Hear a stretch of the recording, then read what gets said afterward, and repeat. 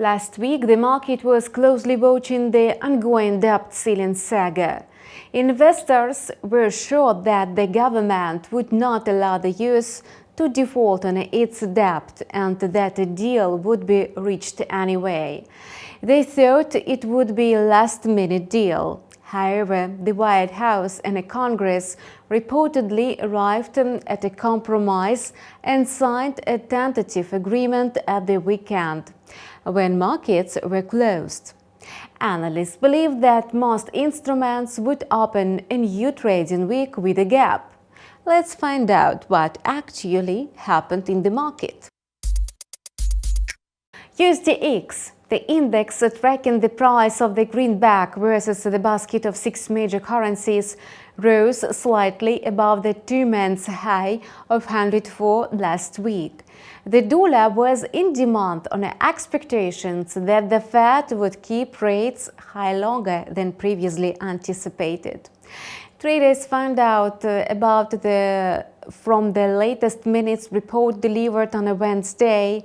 Meanwhile, the debt ceiling news has had no effect on the market because exchanges in the United States and Europe are closed today.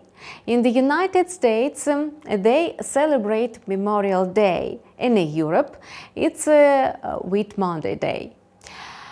At the same time, the euro-dollar pair is now trading at its 9-week low of 1.07.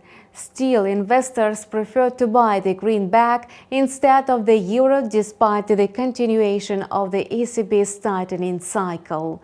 President of the Netherlands bank Class Note hinted that the ECB was ready to increase rates by 25 basis points twice more, and that the first cut might take place as early as 2024. The pound-dollar pair is still below the mark of 1.24. On Thursday, the 2-month low of 1.2306. In the UK, inflation is still much higher than in the United States or in the Eurozone. In this light, the Bank of England is increasingly expected to keep hiking rates further. However, investors are now more interested in buying the greenback.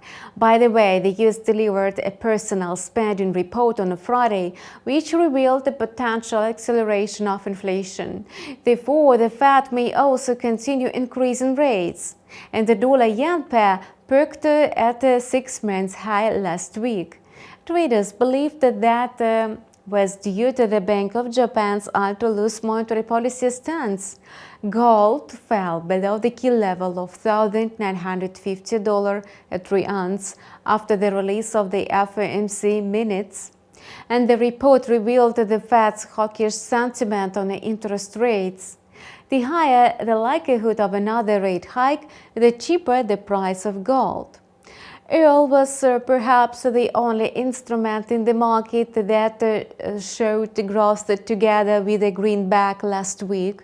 Investors are now awaiting the OPEC Plus meeting, which will take place this week. Saudi Arabia's energy minister said short sellers should watch out for pain. Meanwhile, Russian Deputy Prime Minister Alexander Novak said he expected no new steps from the OPEC Plus after the group announced a significant production cut earlier this month. And today we would also like to touch upon the influence of politics on the financial markets and the impact of financial markets on politics. The world seems about to change, and the influence of financial markets has eased. We may draw such conclusions after analyzing the current situation in Turkey, at least. Foreign media said the stock market and the forex market were at risk of collapsing if Recep Tayyip Erdogan won Turkey's second round of presidential elections. Manipulated by Western media reports, many large foreign investors rushed to sell their Turkish lira, and the goal of Western media outlets was to mislead Turkish citizens ahead of the second round of presidential elections. However, despite these media attacks, Turkey selected the incumbent president. Meanwhile, the lira plummeted to a new all-time low. So you have watched a combined review on a currency and commodity markets on the InstaForex TV channel. We wish you profitable deals and see you later.